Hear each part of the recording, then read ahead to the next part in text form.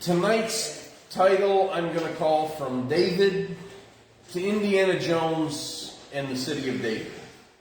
Now, we won't really cover the Indiana Jones too much. We'll have to deal with that next time, I think. But there's some fascinating connections with all of that. We are right now in the Davidic layer. Right here is where we're looking, and we're actually moving into the fall of the empire. It's unfortunately a very short time. After all that we've covered so far, it's a very short time between King David and the fall of Israel. And so we're going to be dealing with those. 2 Samuel chapter 5, verse 4. Last time, 2 weeks ago, we talked about Kirbet Keapha, and we talked about David and Goliath and the fortress that rests above the valley of Elah. And so now we're moving a little bit further into David's life. Now he is king. And the reason we're spending so much time on that small of a section in our time period is for so long they denied David's existence. As we talked about 2 weeks ago, there's minimalists that just believe the Bible is a bunch of stories that are moral that you should abide by, but they're not historical. Well, we believe that the Bible, not only is it a spiritual book, it's a historical book. It's written accurately. And so we're spending a lot of time on David because just in the last 30, 40 years, we have found out so much about David that they never even believed existed, much less thought that it did. So that's the reason we're covering that amount of time. 2 Samuel chapter 5, verse 4. David was 30 years old when he began to reign, and he reigned for 40 years. In Hebron, he reigned over Judah 7 years and 6 months. And in Jerusalem, he reigned 33 years over all Israel and Judah. Now the Jebusites they inhabited the mountains of southern Jerusalem. Okay? They lived behind a large fortified wall, complex, castle, whatever you want to call it, that was on a massive, sizable hill. When David, in 1 Samuel chapter 17, killed Goliath, it's interesting. He killed Goliath, he took off his head, and he took the head of the Philistine, and he brought it to Jerusalem, within sight of this Jebusite city. They called it Jebus. We've talked about this city earlier when we talked about Abraham and Melchizedek. This is the same town. Melchizedek was a king of this town hundreds of years before. Actually, 1,000 years before. But regardless, excuse me, David comes and takes Goliath's head, and he sets it up in Jerusalem, literally within sight of Jebus. Okay? And that's going to come into play in just a little bit. Then he took his armor and put it in his own home. This is verse 4 and 5. Now, verse 6. Let's read this.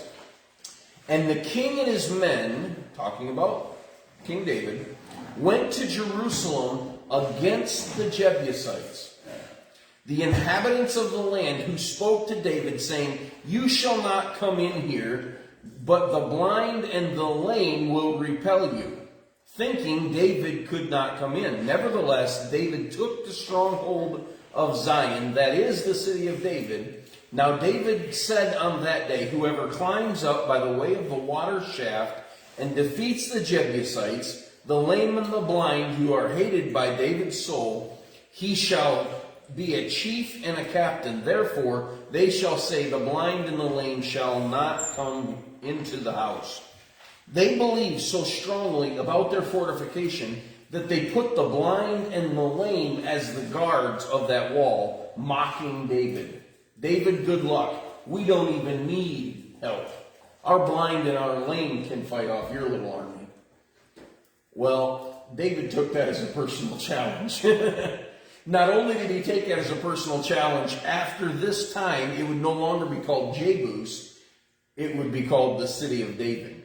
And there is a distinction that's made, unfortunately, not very often, but there needs to be a distinction like is given in the scripture. There's a difference between Jerusalem and the city of David.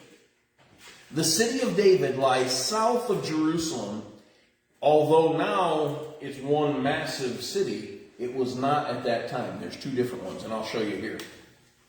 This is the Temple Mount. There's the Alam Askamas. There's the Dome of the Rock.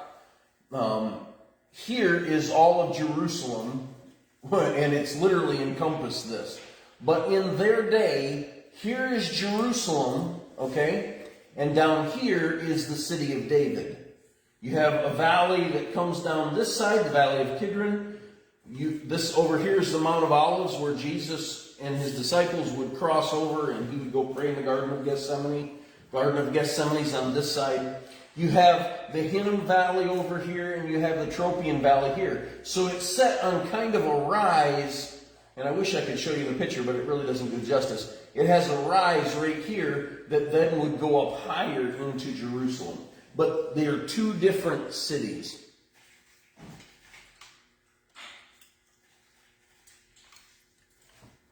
Over 400 years, Jebus, the place that we call Jerusalem, was held by the Jebusites. When David heard and saw the taunting of the guards on the wall, he made it a personal challenge to take it. And he even realized that he could not take the city walls under normal siege. There is no way. So he made, as we read in verse 6 of 2 Samuel chapter 5, he made a deal. He said, whoever goes up the water shaft and takes this city, they will be my chief captain. In other words, they're going to be the general of my army. And as a matter of fact, one of his cousins did exactly that. It was one of his cousins. And he took it. Now, later on, that cousin would die because of treachery, but that's a whole other story way down the road. So, you can see here, this would be the city of David with the walls coming up. This is called the Ophel, it's called a raised hill that's fortified, okay? Some translations call it a citadel, but this right here is the steps that would go into the Temple Mount. And we'll talk more about it later. Even the Bible, and I'd like to show you this, in 2 Samuel chapter 6, after David takes Jebus, when he takes this little town, and he renames it the city of David, he wants, remember how we talked about that the Ark of the Covenant was not at Shiloh anymore because of their disobedience? It got scattered all around the Philistines, and then they got stuck somewhere at this guy's house. Well, then David tries to bring it up because he wants it to be with him, right? And he does it the wrong way. Well, as they're bringing it up on a cart, Uzziah sees the Ark of the Covenant wobbling, and he sets out his hand and he tries to stop it and secure it. And 2 Samuel chapter 6 verse 7, the anger of the Lord was aroused against Uzziah and struck him there for his error, and he died there by the Ark of God. And David became angry because of the Lord's outbreak against Uzziah, and he called the name of the place Perez Uzziah to this day. David was afraid of the Lord that day, and he said, how can the ark of the Lord come to me? So David would not move the ark of the Lord with him to the city of David. Notice it does not say Jerusalem, because he wasn't taking it to Jerusalem. He was taking it to the city of David, where he lived. He wanted the blessing. I mean, don't you want? I mean, I can't blame him. I'd want the blessing too. And I lost my place while I was reading. So David would not move the ark of the Lord with him to the city of David, but David took it aside to the house of Obed-Edom the Gittite. The ark of the Lord remained in the house of Obed-Edom the Gittite 3 months, and the Lord blessed Obed-Edom and all of his household. Now it was told King David, saying, the Lord has blessed the house of Obed-Edom, and all that belongs to him because of the ark of God. So David went and he brought up the ark of God from the house of Obed-Edom with gladness. And then he did it the right way. But the first time he didn't. But he was bringing it to the city of David. These are two separate places. This is, I showed you where the Temple Mount sat, okay? And there's a massive wall that was built there much years after Jerusalem's destruction in 70 AD. And these are steps that would go up to that Temple Mount. And we're standing there, and what we're doing is we're looking towards the city of David. To the left over here, you can barely see it. This is still city of David, but there's a deep ravine right here, and this is the Kidron Valley. You have the city of David, the city walls, and the Kidron Valley, and it just goes straight down. It's a very deep crevice. We're talking 400 feet. It's massive. And it's not straight down, but it's really close. So to the left, you have the Kidron Valley here. And here is the city of David. This is that little, I don't even know what shape you'd call it, but here it goes in this way, okay? And down here, you can kind of see it right there. This is the cap. This is David's palace that they've discovered. And I wanted to show you where it's at so you can see it later. To this side over here, you can't see it, but there's a valley. It's not as sharp a valley as Kidron, but there's another valley. It's called the Tyropian Valley. And over here, this is Mount Zion that you hear about in the scriptures, and that is where King Herod set up his palace, overlooking David's former palace. Now, the reason I took this away is because I want you to see the Kidron Valley comes here, the Tyropian Valley comes here, and then across the bottom of the city of David, you can't see it from this picture, is called the Hinnom Valley. Now, Jesus made reference to this valley because this is where they would come and they would burn all of their trash. But this is also the same place where Manasseh would offer his son as a burnt offering to Moloch. This place would always be flowing up with a smoke that just smelled nasty. Not just from the garbage, but literally human baby flesh being burnt away. It would always be coming up. And Jesus used that as an illustration, talking about hell for the fires that are always burning. This is the spot, okay? And here is the city of David. And here is David's palace. This is actually the Hinnom Valley right here. And that's the Kidron Valley. And you can see the sharp difference of how deep that valley is. And that's with houses and stuff on it. It didn't have that before. It was much worse.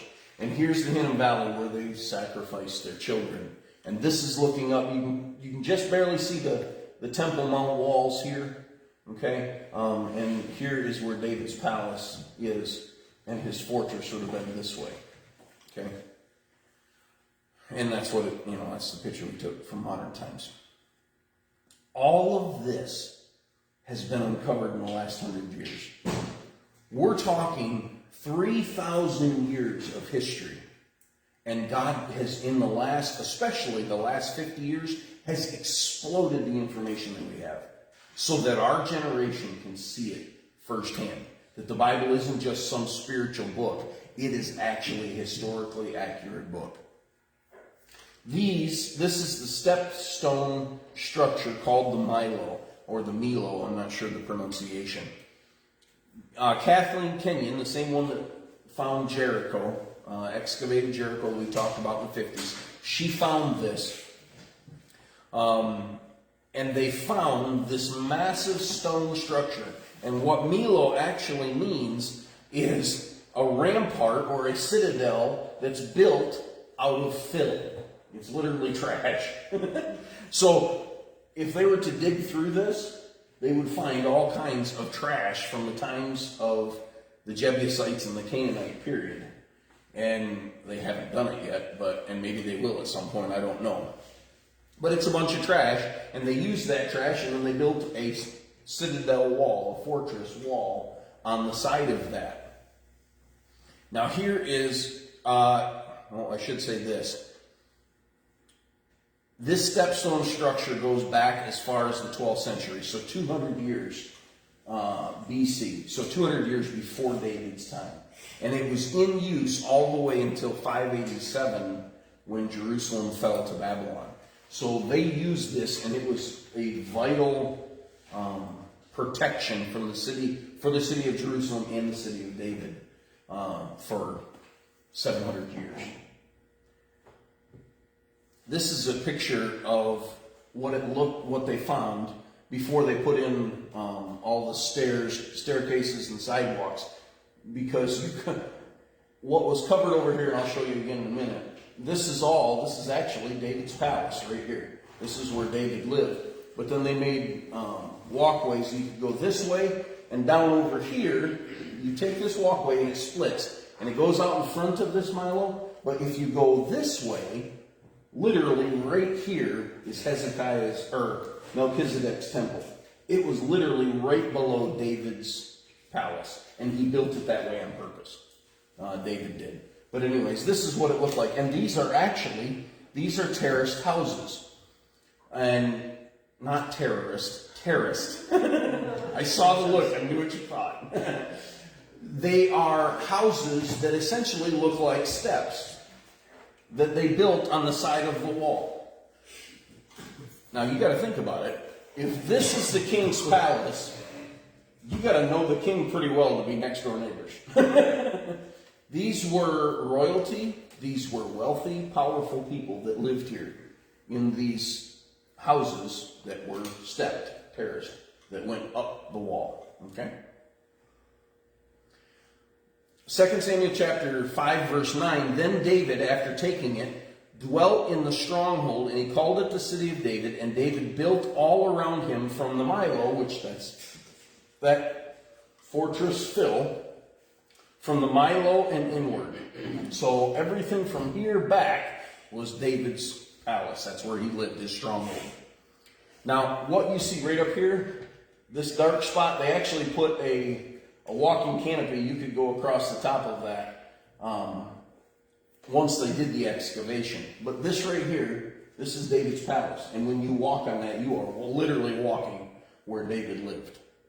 Now, if you think about it, here's the terraced houses, and you can see, there's a floor, okay, there's a floor. David looking out a window, seeing a woman bathe on top. It would have been extremely easy to do that if that woman was bathing on top, and we know that did take place, unfortunately. But that you can visibly see, how much it is. There's 2 towers you can see, and that's what they excavated. That's one of the corners of that fortified wall. Oh, and yeah, there's David's palace.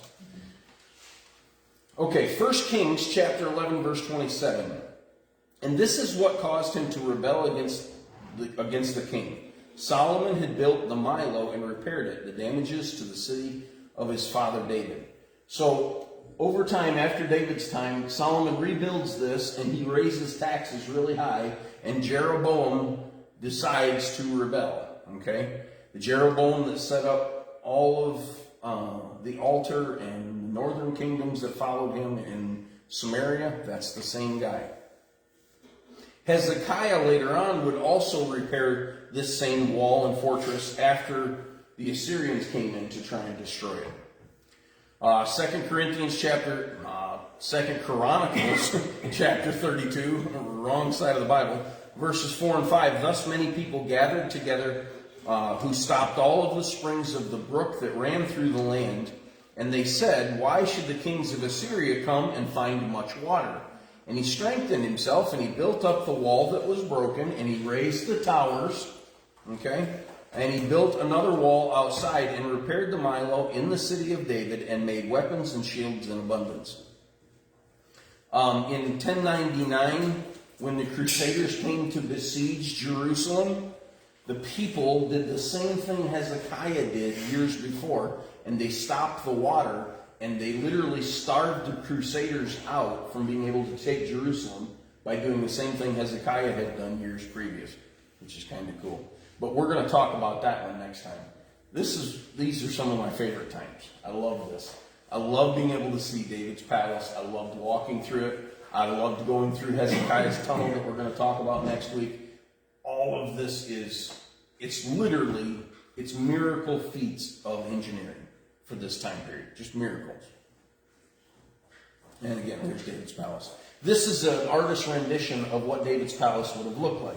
So here you see the Millo, and then on top of that would have been David's palace, overlooking all of the Kidron Valley, the Tropian Valley, and the Hinnom Valley. So he could have seen forever from the top of his palace. Now, we don't know that that's exactly what it looked like, but that'll give you at least a picture in your mind of it. Now, here's what's cool, and I'm going to go to this slide first. We just looked at that wall, and I showed you those terraced houses. One of those terraced houses that you saw is named Ahiel's house. Now, the reason they have it as that is they found a bulla, a stamp, that had, they found a piece of pottery bowl that had his name on it. It was underneath a massive burn layer from the time when Babylon took the city in 586 and 587. Okay? Here's what's really neat. You don't find this type of architecture for houses anywhere else but Israel. This is classic, 4-room house. What you also don't find is you don't find toilets. I mean, you think about all of the movies that talk about like Rome and Greece. If you went to the bathroom, what did you do? You went to an outhouse that had about 50 holes going down it, and everybody, there was no partitions, there was no privacy. They didn't care about any of that. The Israelites cared greatly about it. You remember when we talked about the altar, that they built a ramp, not steps, so that people wouldn't see your nakedness? They cared a lot about their decency. They were the ones that came up with bathrooms. Thank you. Yeah, isn't that awesome of them? What's really neat? They found the guy's toilet seat. It sounds really humorous, but this is actually a huge find. And here's why. When they found his toilet seat, they did testing on, let's call it the deposits of Ahiel's families. What they left behind. How does that sound? They're fossils. Yeah. They did testing on it. Now, what's important here, this is indoor plumbing. Indoor plumbing does not exist except by the wealthy or the very powerful. We're talking kings. Everybody else, you had to go out in a field and go bury it. I mean, that's literally what happened. You dug a hole and you buried it. This is indoor plumbing. So they go and they test it. And you know what they found they ate? Raw meat. And that automatically throws up warning signs. Like sushi? No, like raw sheep. And here's why it's huge. Were the Israelites supposed to eat raw meat? No. It was supposed to be cooked. It was supposed to be drained of the blood and cooked. So why is this guy and his family eating raw meat? Because of the time period. It's around 600 BC. We're talking 586, 587 time. They are being surrounded and besieged by the Babylonian army. They can't make fires or they give away where they're hiding. And this family is eating raw meat just trying to survive. And they found that in the last 40 years, 30 years, they found the exact story of what took place at the Babylonian conquering of Israel, or of Jerusalem. This is for our time. This is why what we are covering is so amazing to me, is because God has literally brought this period to life because of what they found in the dirt. It's amazing. We don't find stuff like that around here. Hebrew University professor Yigal Shiloh uncovered a house in the city of David that's opposite the Kidron Valley. It is the most complete house that's excavated to date within the entire city of Jerusalem. It was so pristine and perfect. It was a classic 4-room house that matches the first temple time period, so David's time period. It had indoor plumbing, which is amazing, and it matches exactly the biblical record that we have. Hard to find anywhere else. Something else that they found, you see here it says burnt room. They found this room while they were digging, and what they found was it had a rock floor, and then above that rock floor it had wood timbers for what we would call an upstairs. And then they lived up above there, but there was storage beneath. In the Babylonian captivity, during its destruction, this room was burned. Unfortunately, all of the documents, all of the papyrus, all of everything that was written got burned. Except for the seals that they stamped to keep the paper together. When you wrote a kingly document, a record, you would have a signet ring, and you would press it with clay that would seal that piece of paper. Nobody was allowed to open it unless they had special permission. Well, all of those little clay seals, when this building burnt and these timbers caught fire and they fell on top of all of the storage, they burned up all the papyrus, all the paper that was written, except these little clay tablets that they call bulas. And what they did when it burned is they weren't clay anymore. They ended up becoming like pottery. And it preserved them. And you can see all these different insignias, literally hundreds, if not 1,000 years of, probably 500 years of information talking about all of these important kingly documents. That yes, we may have lost the documents, but we know who wrote them. This is mind-boggling, and they found tons of them, as you can see in the room. 50 of them to be exact. They were all inscribed with Hebrew letters, as you can see there. The inscriptions include many Hebrew personal names that are known throughout the Bible. 2 of the names belong to well-known biblical persons.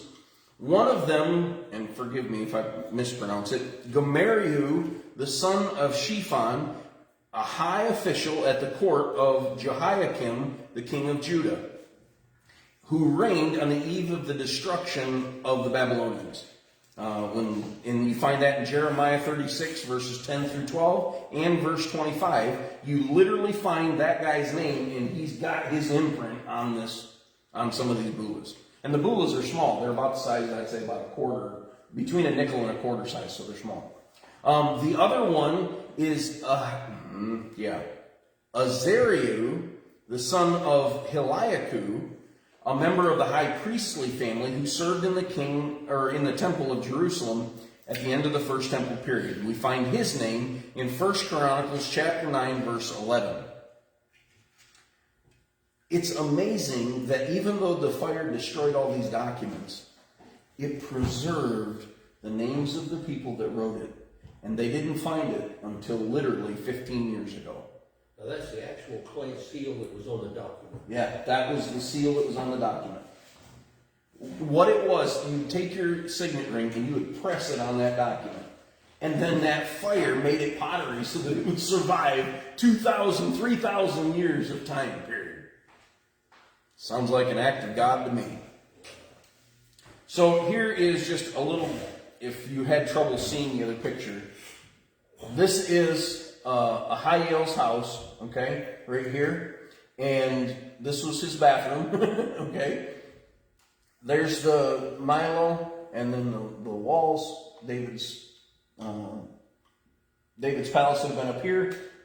There's the burnt room right outside the palace, where they found all of those bulas. And then once you go literally right around the corner here, that is I keep trying to say Hezekiah, because they did find Hezekiah. They found one of the mullahs that had his name on it too. Now, did they have that bathroom plumbed out? I don't think so. I think they had it plumbed down so it could be taken out, is what I think is my understanding.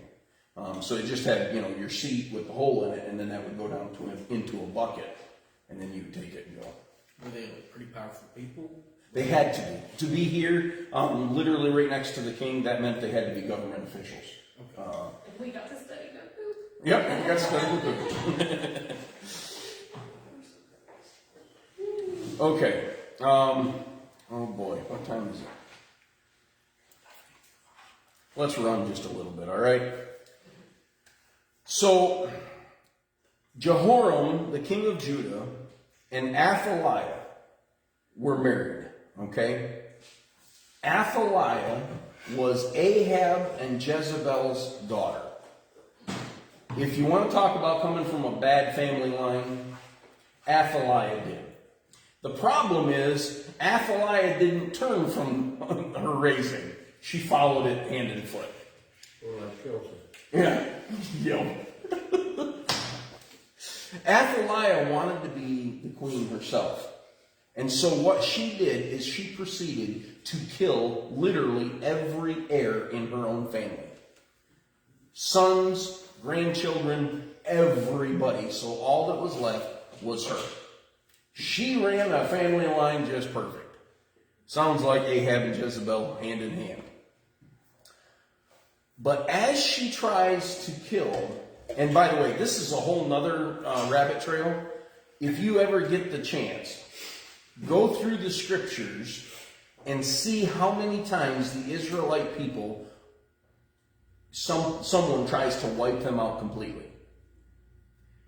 God gave a promise that it would be from David's line that the Messiah would come. Satan took it as a personal affront and a goal to wipe David's line out time and time again, if not the entire people completely. Using Athaliah, Satan tries to kill off all of David's descendants to break the promise that God made. Except for one baby. There was an infant at the time of all of these killings. The infant's nurse took the boy and ran and hid him for 6 years. He was raised by Jehoiada, who was the high priest. And in the 7th year of his life, they brought him to the temple and they made him king. Athaliah fought it tooth and nail, said that it wasn't right, and they killed her on the spot. I mean, it was a complete transfer of ruling authority. Jehoiada, the high priest, helped raise Joash. And Joash became a good king. In fact, he was a wonderful king that made repairs to the temple. He threw down evil. He was a good man. Until Jehoiada, the high priest that raised him, died. And then he followed along with evil advisors. And he completely turned the opposite direction. In fact, he went as far as killing Jehoiada that raised him. He killed Jehoiada's son, whose name was the prophet Zechariah. He killed his own mentor's son because Zechariah preached against Joash. But even in that, David's line was preserved because God was going to keep his promise. You know where it happened? Right there. Right there.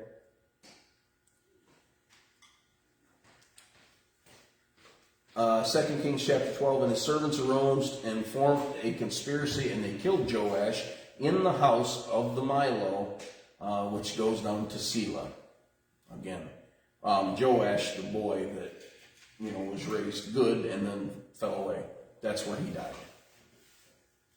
Is it this exact house? Well, we're not sure, but it's a strong possibility. And honestly, there's people that believe it, but there's nobody that says it didn't happen there. So we don't know for 100% sure. It may have been another house that they haven't excavated yet, but it could have been right there. Okay, and here's the Davidic line that would have been cut off right here, but Satan didn't get his way. And that's just a little bit better image. Here's just a little bit different picture looking at what we saw of this wall and the towers. This, we don't really know what it is. This did have steps. It could have been storage. Some people say it may have been an early mikveh for purification. It could have been David's bathtub. We don't know. But this is the base of David's palace. This is literally where David lived.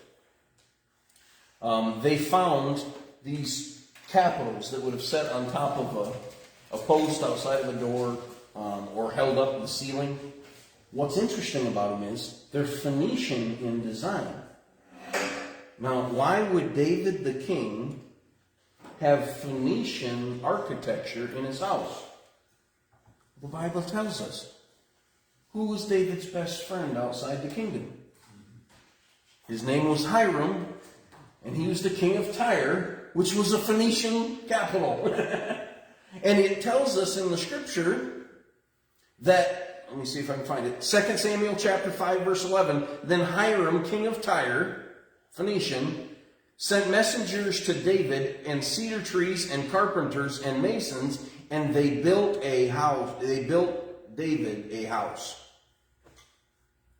Again, I watched the video when they uncovered it, and you should have seen the archaeologists when they were pulling out. Somebody had their phone out, and this was like, I want to say 2006, if I remember right. It might say on here, I can't remember. No, it doesn't say when they found it. But I watched the video, and these guys they're just brushing away dirt. And all of a sudden, the guy sees like this much of that top, and he's like, oh, I found something really, really good. And they sweep a little bit more, and he's like, oh, it's right here, the whole thing, it's all intact. And they lift it out of the ground, and as they do, one guy says, there's another one. And they were literally stacked on top of each other. Both of these pillars are those posts that you see in this picture here. This one and this one. This is in the Israel Museum. And that's them. Intact. And they were in pristine condition, found on top of each other in the same spot. The guys, they were going crazy in the video. It was really cool. Because you don't see that. You don't find that in archaeology very many times. This is David's palace. What's left of it, what they've found. These are, of course, the walls that have fallen over. And this is a replica of what one of those posts would have looked like. And we didn't get to walk on David's palace or not most of it, because they put up grading, so we wouldn't. But that's literally the floor of David's palace. And here is a bula, and it's another one that's, you can see here. Okay, remember how I was saying the documents and then you had them sealed? Well, this is how it would have been sealed. It would have been pressed. Okay? And this is the guy's name. Jeremiah 37, verse 3. And Zedekiah the king sent Jehukal, the son of Shemaliah, and Zephaniah, the son of Messiah, the priest, to the prophet Jeremiah, saying, pray now unto the Lord our God for us. And you find that in Jeremiah. But again, they found it sitting right there. We got to walk.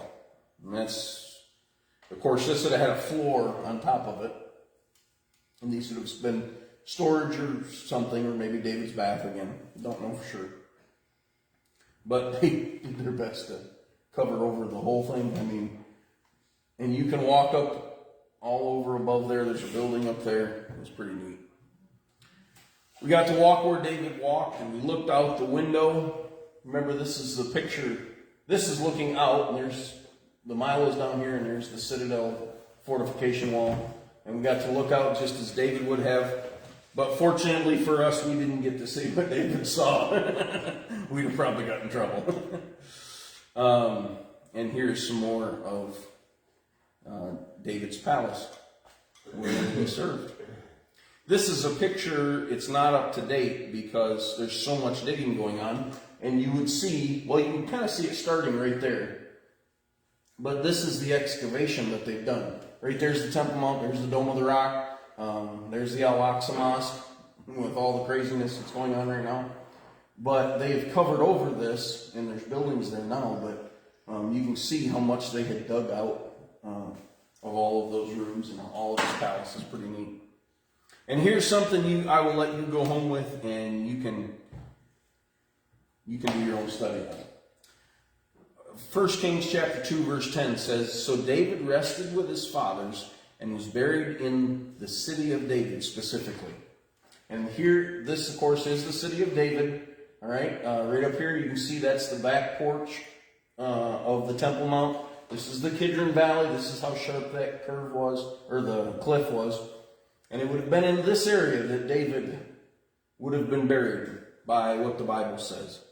Now there's another place that people have established and have sealed off that say that this is David's tomb. And they come and worship and pray and read Psalms. In fact, you can go down there and they have it on the walls. You can literally read most of the Psalms that David wrote down there. But there's another man that found an entirely different type of tomb.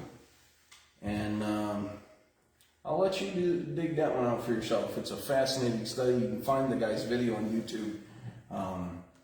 He stays really close to the scripture. So I'll leave you that. But before we go, I'll give it to you afterwards. Before we go, though, I want to take you and show you this man. And I'll tell you his name. His name is Charles Warren. And you probably don't know who he is. But everything that he did in his life, you've heard about. And in fact, we as Christians are quite indebted to this man. My dad and I especially, because we got to go visit some of the work that he did. But I'll leave you with this. He's going to look a whole lot different in color. And you will recognize who he looks like as soon as I say his name. Colonel Sanders. Nope, it's not Colonel Sanders. All right, I'll leave you with that kind of as a teaser for next week when we talk about this man and what he found, Mr. Charles Warren. All right. Well, you were to just look him up. You could, but he probably won't tell you the same thing that I'm going to tell you about him. All right, let's pray. Hi, everyone. Thank you so much for watching. It really does mean the world to me that you're getting a blessing out of it. If this video was a blessing, make sure to hit that thumbs up button for me. That way other people can find it as well. Here in the link section, you'll find playlists and new videos that we put out. We try to do 2 or 3 a week. You can also subscribe to the channel by pressing on my face and then hitting the bell icon, and that will alert you to new videos. May God richly bless you.